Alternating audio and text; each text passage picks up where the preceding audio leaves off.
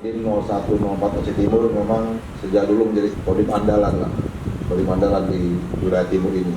Saat ini pembinaan teritorial sudah menjadi fungsi utama TNI Angkatan Darat, dan pastinya itu juga merupakan sebuah tantangan yang besar buat kita semua sebagai aparat teritorial yang paling di depan.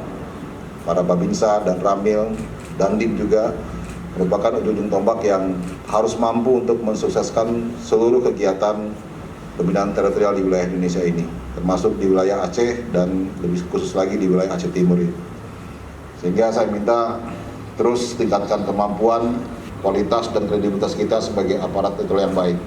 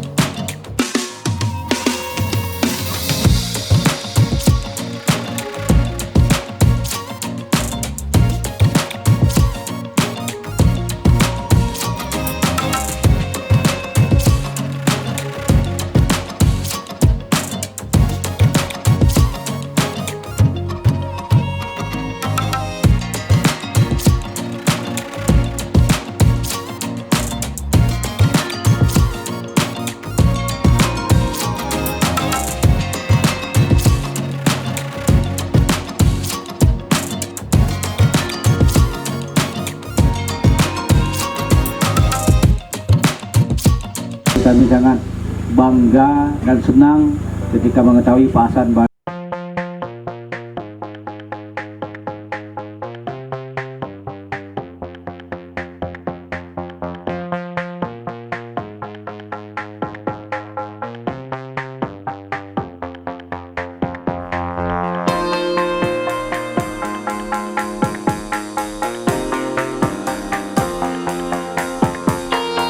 mengunjungi salah satu tempat peternakan ikan Paname yang dikelola oleh Kodim 0104 Aceh Timur, dan diinisiasi oleh satu orang prajurit namanya Kopral Marzuki, dan tentunya ini bisa menjadi contoh bagi warga sekitarnya bagaimana beternak udang Paname yang modern dan baik, dan semoga ini juga bisa menjadi pilot project bagi masyarakat sekitarnya. Saya sejak dulu melihat bahwa hutan mangrove di Langsa yang paling baik, karena kawasan Dandim di sini sudah sangat banyak lahan mangrove di sini, tetapi kemudian melihat ada beberapa ancaman yang terjadi terhadap hutan mangrove ini. Dulu saya tahu juga bahwa banyak orang yang menebang pohon mangrove menjadikan arang, tapi di masa kepemimpinan Pak Usman saya lihat ini dikembangkan lebih baik lagi, dan tentunya potensi hutan mangrove yang ada di Langsa ini sebenarnya bisa dicontoh oleh semuanya gitu. Dan sekarang saya mencanangkan kepada seluruh korem di bawah saya, di bawah Badan Pendidikan Pemuda, untuk melakukan penanaman mangrove secara massal, baik di korem 011 maupun 012 di Molabo. Semua saya perintahkan untuk melakukan penanaman pohon dan mencontoh kota Langsa ini gitu. Karena seperti bilang Pak Wali Kota tadi bahwa banyak fungsinya, dan yang terpenting juga yang paling untuk ini adalah proses mitigasi alam, dan ini infrastruktur alam yang sangat hebat menurut saya. Bisa ngomong istilah infrastruktur alam itu apa ya, ini hutan, sungai, semua itu kan infrastruktur alam.